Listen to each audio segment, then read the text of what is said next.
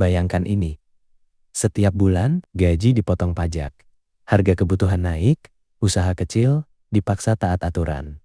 Tapi di sisi lain, uang yang dikumpulkan dari keringat rakyat justru dipakai untuk menyelamatkan kesalahan segelintir elit perbankan. Dan hari ini, kemarahan itu akhirnya keluar dari mulut pejabat sendiri. Purbayayudi Sadewa berbicara keras. Bukan sindiran, bukan bahasa halus, tapi peringatan serius. Pernyataan Purbaya viral bukan tanpa alasan, karena ia menyentuh luka lama.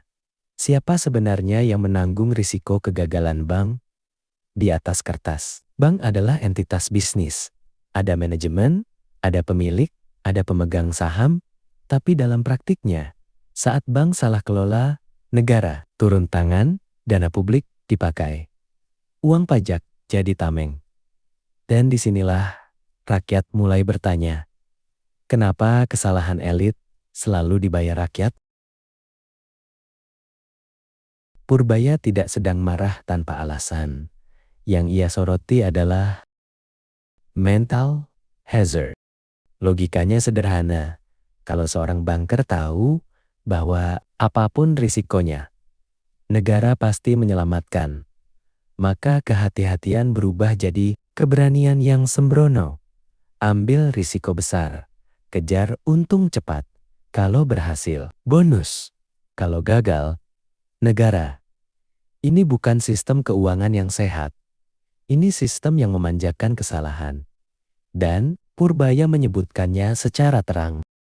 Negara tidak boleh terus menjadi ATM penyelamat banker.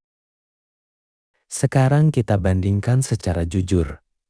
Rakyat telat bayar pajak, denda, sanksi, bahkan ancaman pidana.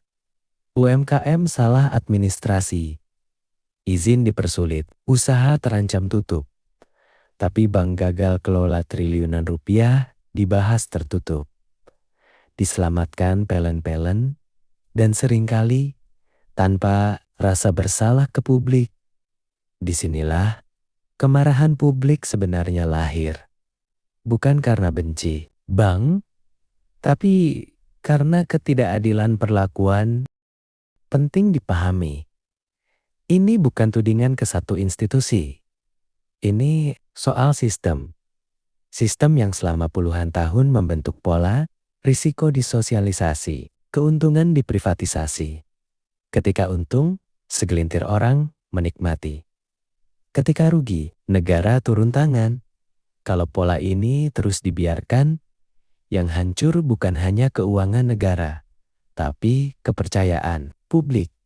Dan ketika rakyat tidak lagi percaya, krisis yang sebenarnya baru dimulai.